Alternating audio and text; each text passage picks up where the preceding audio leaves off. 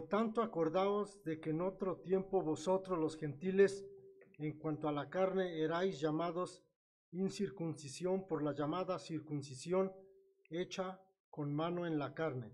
En aquel tiempo estabais sin Cristo, alejados de la ciudadanía de Israel y ajenos a los pactos de la promesa, sin esperanza y sin Dios en el mundo. Pero ahora en Cristo Jesús, vosotros que en otro tiempo estabais lejos, habéis sido hechos cercanos por la sangre de Cristo. Porque Él es nuestra paz, que de ambos pueblos hizo uno, derribando la pared intermedia de separación, Aboliendo en su carne las enemistades, la ley de los mandamientos expresados en ordenanzas, para crear en sí mismo de los dos un solo y nuevo hombre, haciendo la paz. y mediante la cruz reconciliar con Dios a ambos en un solo cuerpo, matando en ella las enemistades. Y vino y anunció las buenas nuevas de paz a vosotros que estabais lejos y a los que estaban cerca. Porque por medio de Él, los unos y los otros, tenemos entrada por un mismo Espíritu al Padre. Así que ya no sois extranjeros ni advenedizos, sino conciudadanos de los santos y miembros de la familia de Dios, Edificados sobre el fundamento de los apóstoles y profetas, siendo la principal piedra del ángulo Jesucristo mismo, en quien todo el edificio bien coordinado va creciendo para ser un templo santo en el Señor, en quien vosotros también sois juntamente edificados para morada de Dios en el Espíritu. Amén.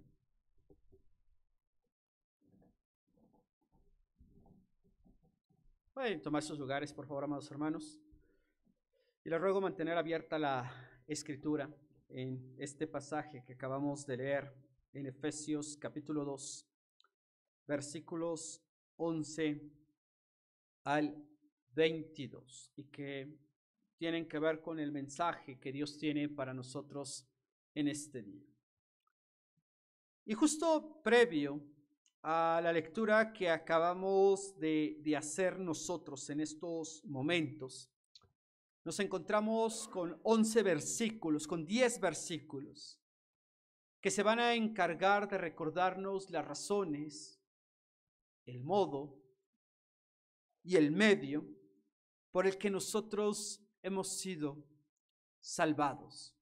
Hemos sido reconciliados con Dios y hemos sido llamados a una nueva vida. Y justo el versículo 10, previo a esto menciona que somos hechura suya, creados en Cristo para buenas obras, las cuales Dios preparó de antemano para que anduviésemos en ellas. Una de las cosas que podemos reafirmar nosotros es saber y entender que todo lo que nos rodea, todo lo que nos compone a nosotros, todo lo que somos nosotros, tiene que estar basado totalmente en la autoridad de la palabra de Dios, la cual, cabe recordar, es nuestra única norma de fe y conducta. Y esto lo entendemos. Esto nos queda claro a todos y cada uno de nosotros, pero ¿cómo poder saber entonces que estamos haciendo lo correcto como creyentes? ¿Cómo poder saber que en verdad estamos edificando nuestras vidas, que nuestra vida está siendo realmente edificada y que también nosotros, por consecuencia, estamos siendo de edificación para otras personas, para quienes nos rodean, para quienes están cerca de nosotros en la vida? Porque esa es una de las razones también por las que el Señor nos ha puesto en este mundo para ser testigos de Él. Así que te invito en este momento, vamos a inclinar nuestros rostros, vamos a orar y vamos a buscar la dirección del Señor para este mensaje. Bendito Dios y Padre Celestial, queremos darte las gracias por tu gran bondad y tu misericordia. Gracias, Señor, porque caminas con nosotros. Gracias, Señor, porque nos diriges paso a paso y porque en todo tiempo y momento estás con nosotros en nuestra vida. Queremos rogarte que en este instante quites toda distracción, todo estorbo en nuestro entendimiento y que podamos estar concentrados en tu mensaje, en tu palabra y en lo que tú tienes para cada uno de nosotros. Te lo suplicamos, bendito Dios, en el nombre de tu Hijo amado, Cristo Jesús, Señor nuestro. Amén. De los versículos 11 en adelante y particularmente hasta el versículo 16, el apóstol Pablo a la comunidad de Éfeso trata de poner en claro delante de ellos los cambios que deben operar en la vida de todas las personas que escuchan el Evangelio. Los cambios que deben operar en la vida de toda persona que ha tenido un encuentro con Dios y que puede conocer con claridad cuál es su voluntad y por qué el Señor exige y demanda de nosotros cierto tipo de actitudes, cierto tipo de conducta, cierto tipo de comportamiento y por supuesto también el cuidado en el cual nosotros trabajamos y edificamos en nuestra vida. Mientras que en el versículo 11 menciona, por tanto, acordaos de que en otro tiempo vosotros, los gentiles, en cuanto a la carne, erais llamados incircuncisión por la llamada circuncisión hecha con mano en la carne. Para explicar un poco lo que Pablo está diciendo, en la cultura del primer siglo, en el que ellos vivieron y los tiempos en los que se fueron acercando hacia el segundo siglo, había una distinción entre una persona que seguía a Dios y quienes no lo seguían. Para el pueblo hebreo, para el pueblo judío, para el israelita, los únicos que tenían el derecho de seguir a Dios eran ellos. ¿Por qué? Porque eran los llamados pueblo del Señor, el pueblo elegido, el pueblo escogido. Y esto permitió que la adoración al Dios Todopoderoso fuese disminuida, fuese contaminada y fuese controlada para poder determinar quién podía participar de esa adoración. Mientras que del otro lado, ellos visualizaban como gentiles a toda la persona que no pertenecía al pueblo israelita. Hoy en día esa distinción nos suena compleja de entenderla o de asimilarla porque no estamos acostumbrados a ello. No estamos acostumbrados a hacer una distinción entre una nación y otra más allá de la nación a la que nosotros pertenezcamos y del origen, del idioma, la cultura y todo lo que envuelve a cada país y a cada nación. No está hablando de esa distinción el apóstol Pablo, está hablando acerca de nuestra naturaleza, está hablando acerca de nuestro encuentro con Dios, está hablando de permanecer en el Evangelio, está hablando de permanecer firme a los preceptos que Dios está poniendo en nuestras vidas. Y es curioso, porque también dentro de estas circunstancias, quiero que veas ahora el versículo 14, dice, porque Él es nuestra paz, que de ambos pueblos hizo uno, derribando la pared intermedia de separación. Esto inevitablemente produjo un choque en todas las personas que habían crecido creyendo que con ir periódicamente a un templo, presentar un sacrificio,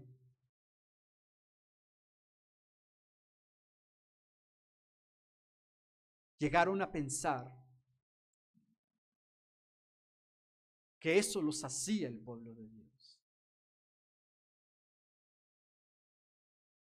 Pero hay algo que es importante tener en mente, y es que el pueblo de Dios es un pueblo que en primera instancia se rige por los principios de dicho Dios.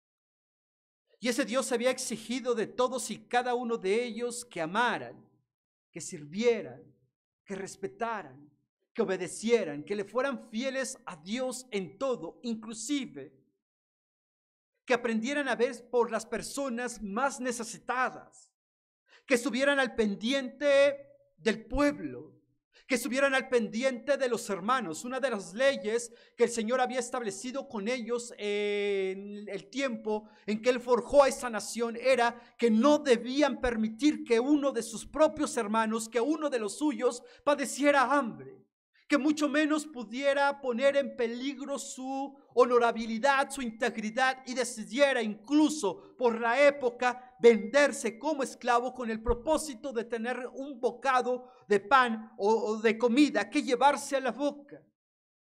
Eso era ser el pueblo de Dios. Era poder rendir la vida y la adoración únicamente al Señor y hacer que su trabajo, hacer que su vida cotidiana, hacer que sus acciones reflejaran esa fe en el Dios que era diferente al Dios de los medos, de los persas, de los babilónicos, de los egipcios, de los sirios, de los filisteos que estaban en la época. Un Dios que demandaba de parte de ellos una santidad, una santificación especial, porque le pertenecían a Dios.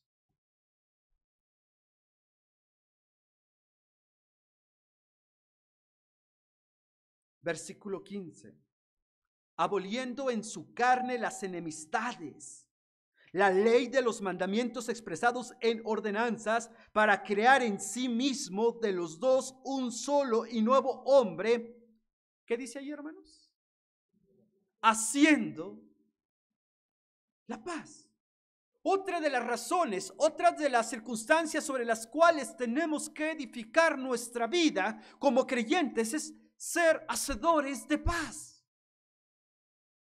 Trabajar en la paz, tanto interior, en la paz en la que nos sentimos en tranquilidad absoluta nosotros, en las que nos sentimos bien con nosotros mismos, pero también procurando que el que esté a mi lado viva y esté en paz.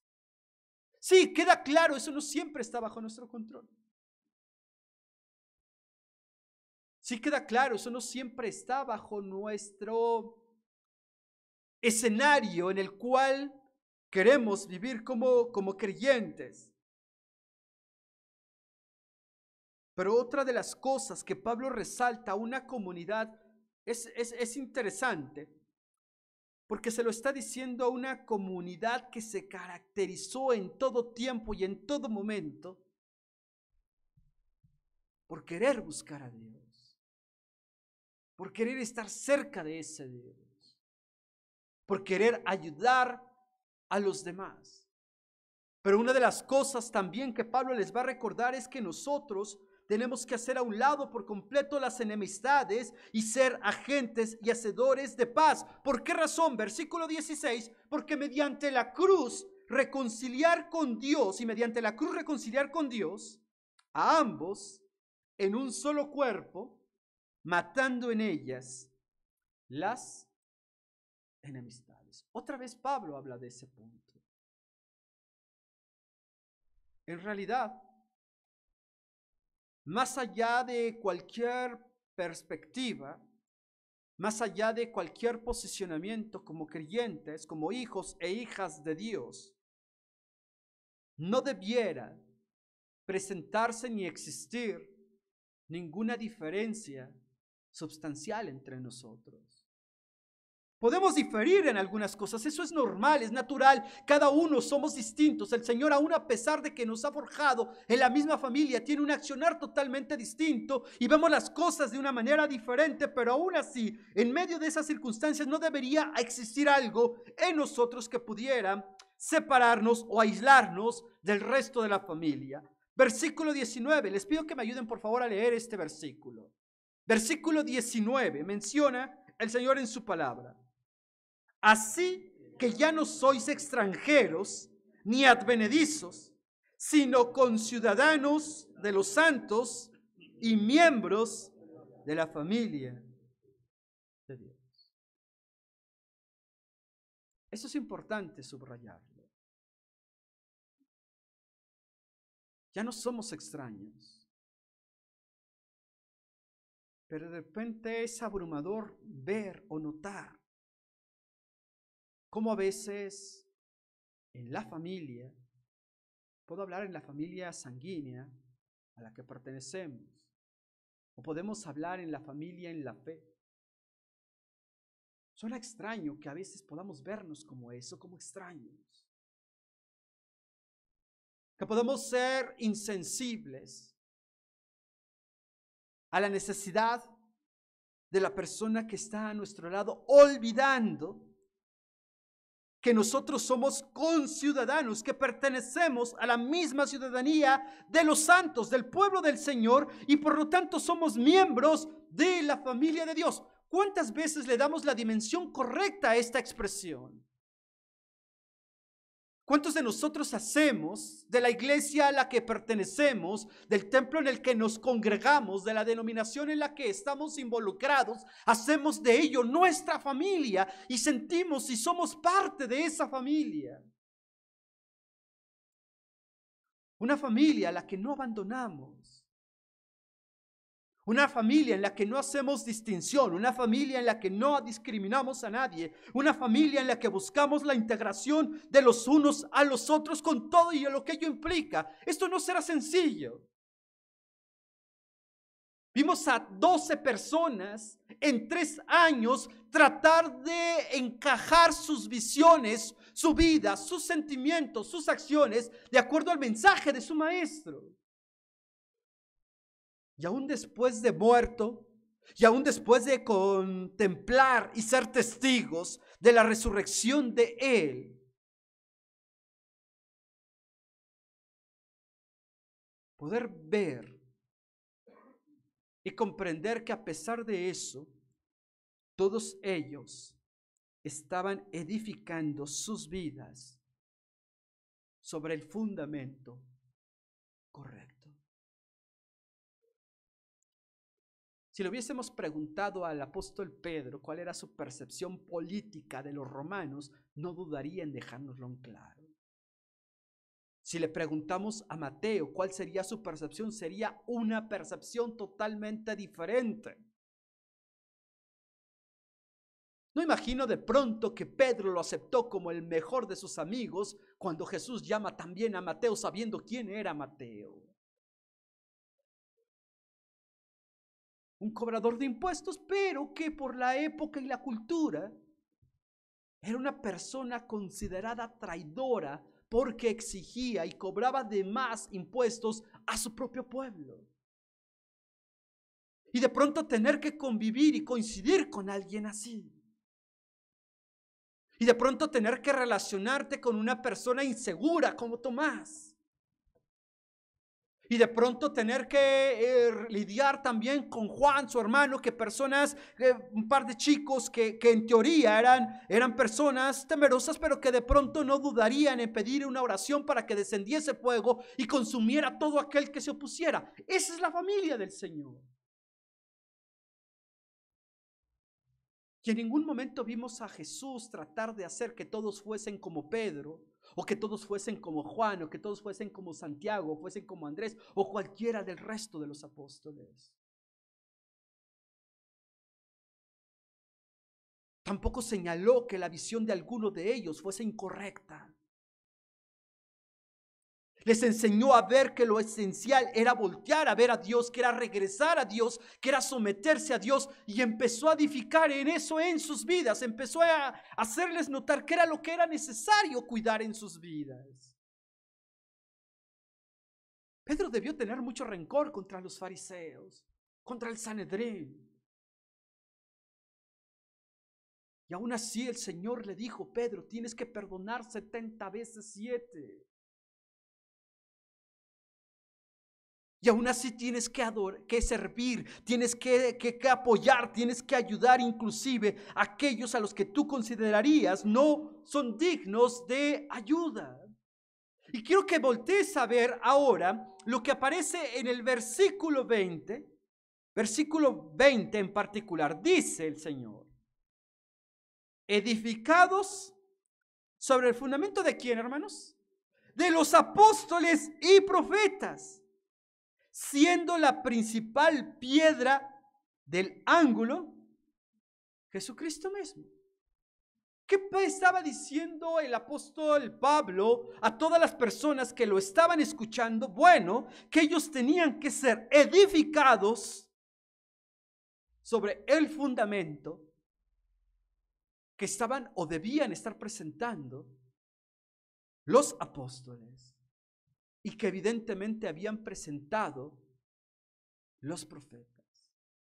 ¿Por qué razón? Porque un verdadero apóstol, porque un verdadero profeta fue todo aquel que lo único que hizo fue hablar lo que Dios había dicho que dieran a cada uno de ellos. Así que pensemos nosotros, hermanos, en lo que esto implica. Ser edificados en el mensaje de nuestro Señor Jesucristo implicará entonces que lo que tú hables, que lo que tú digas, tiene que transmitir a ese Jesús. Y ese Jesús fue el Hijo de Dios que vivió entre nosotros, que amó, que perdonó, que sirvió, que ayudó a todas las personas con las que se rodeó. Versículo 21, en quien todo el edificio, léanlo conmigo por favor, este es importante, versículo 21, en quien todo el edificio, bien coordinado, va creciendo para ser un templo santo en el Señor. Este es un versículo que debemos tener presentes todos nosotros.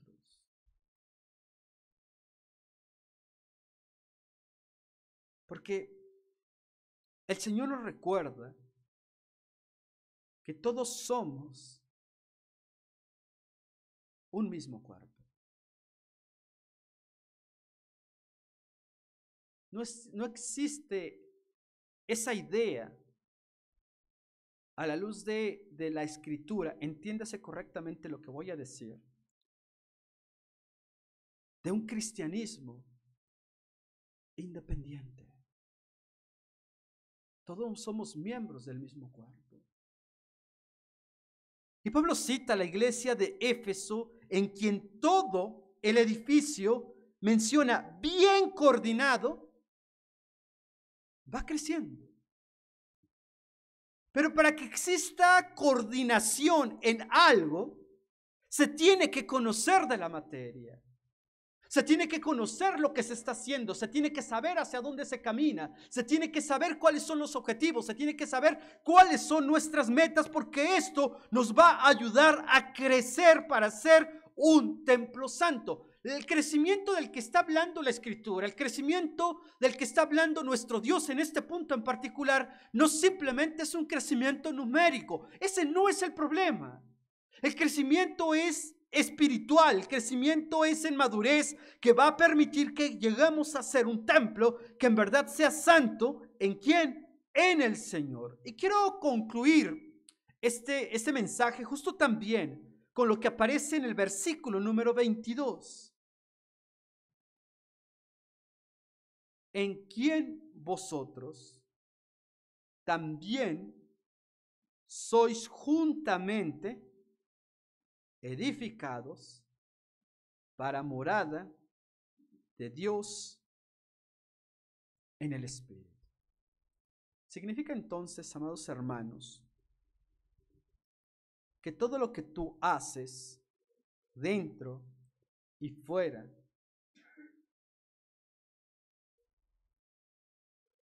del templo tiene que edificar al que te rodea. Todas tus acciones tienen que ser de bendición. Todas tus palabras tienen que ser edificantes. Que no salga de tu boca nada que no edifique al que tienes enfrente. Y entiéndase edificar, algo que le ayude a crecer. Eso es lo que encontramos justo en el versículo 25. Una persona que es edificada es una persona que va creciendo, y una persona conforme va creciendo va madurando porque va aprendiendo a ver las cosas y la vida de una manera totalmente distinta. Y la forma en que tenemos que ver la vida como cristianos no es la visión que tenga el pastor en turno, no es la visión de los líderes en turno, sino lo que Dios ha puesto en nuestro corazón: ser una iglesia que sirva, que tenga temor del Señor, ser un creyente que tenga en claro sus prioridades y que trabaje juntamente con todos los demás y que edifique sobre el fundamento correcto. Y ese fundamento es nuestro Señor Jesús. Si lo que nos mueve a hacer algo no es Jesús, nunca va a ser de edificación, por más bien intencionado que sea. Cualquier comentario que no lleve en esencia la voluntad de nuestro Dios o lo que Jesucristo haría, no va a ser de edificación para quien lo escuche, por más razón que tengamos, por más argumentos que tengamos al respecto. No va a ser edificante porque no está sobre el fundamento correcto, el cual es Cristo. Así que por lo tanto, hermanos, nuestra vida tiene que ser realmente un instrumento de bendición y de paz para todos los que nos rodean. Y lo mejor que podemos hacer es construir para el reino de nuestro Dios. Esto implicará decisión, compromiso, fidelidad y obediencia a Dios por encima de todo. Oremos.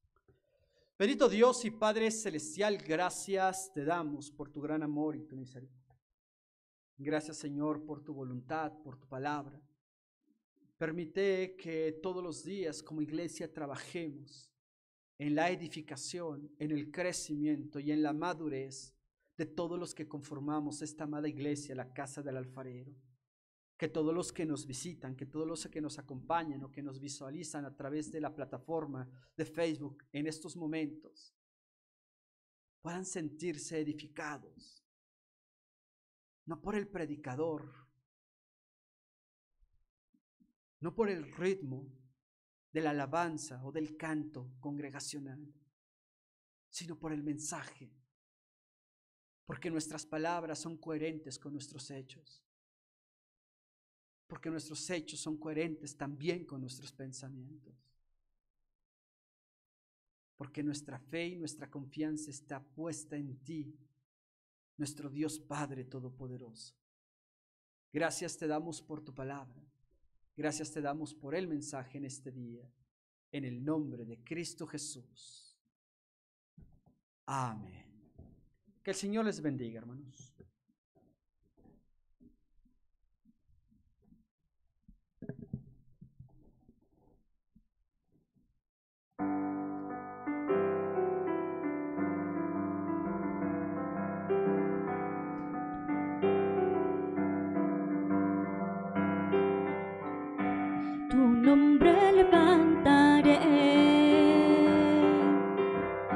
Me deleito en adorarte.